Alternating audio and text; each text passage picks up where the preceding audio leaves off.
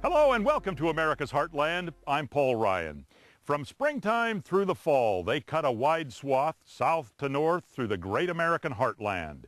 Young people from places like Ireland, New Zealand, Australia, taking in the grain harvests behind the wheels of giant combines. Now, if you're a regular viewer of America's Heartland, you may already have seen these unsung heroes of the heartland back when they were learning their trade in Edson, Kansas. Well, that was 3 months ago. Now they are grizzled veterans, having harvested their way all the way to the Canadian border. And Jason Schultz caught up with them. It's harvesting time in northern Montana. Behind the wheels of the combines in the fields and the trucks hauling the grain aren't the seasoned farmers from the heartland. They're fresh-faced young men from across the Atlantic, like Ireland's Sean Keegan. It's very exciting because we're getting to see something new. The next move we go, we're getting to see a new part of America, new ways that things are being done. Sean is one of a handful of foreign workers for Ferris Brothers Incorporated. These young men signed up to work with Ferris through an Ohio State University work exchange program. We had to push extremely hard, and I've never felt caught up all summer. We're getting close now. The harvester's journey started around the end of May in Oklahoma. It's now about mid-August. 1,800 miles later, they're in northern Montana, way northern Montana. They're harvesting right along the U.S.-Canadian border.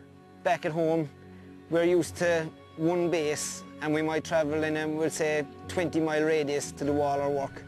But here, I think it's somewhere up around nearly 1,800 miles we've traveled, seeing that vast scenery and everything, like the vast amount of travelling we've done to complete the harvest, has been great. That's be part of the problem. Yeah. Rick Ferris has been traveling the country harvesting since he was a young man, following in his father's footsteps. He and his nephew run the company now. Okay, there's 4 total strips there, and we'll just Instead of spending hundreds of thousands of dollars on equipment and manpower, farmers like Don Naj contract with Rick and his team to arrive each year just in time to harvest their crops. Don farms 4,000 acres of wheat, barley, and canola. Rick comes in and is able to do it far more efficiently and obviously quicker than we can. He's been cutting our crop since, I believe, 1986. For us, and just does a fantastic job. We're always very happy with the quality of the work that's done. This will show the different functions. A lot of this stuff. Many of the young harvesters come from farming backgrounds, but not quite on the scale of American agriculture. They're used to smaller plots of land and smaller equipment.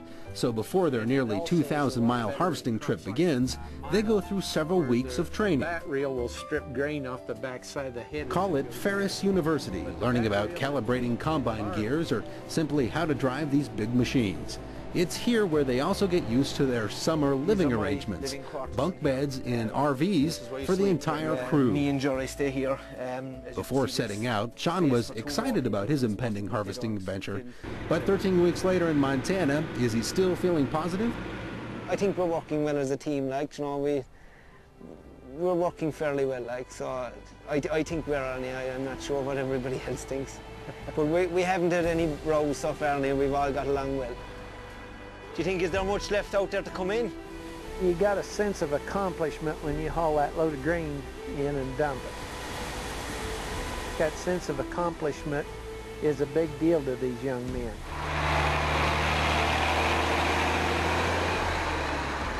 After a 13-hour day in the field, the crew comes in to get a few hours of rest. Their accommodations for this round of harvesting, the back lot of a roadside greasy spoon. The restaurant owner leaves the fires on past closing time for these weary harvesting warriors. There's just enough time for a game of pool and some biscuits and gravy. Thank you very much. Seriously shouted. Spun around. People have been good. Every restaurant we've been into, people have been asking us, oh, where are you from? And they've been really friendly to us, so definitely they've made us feel welcome anyway.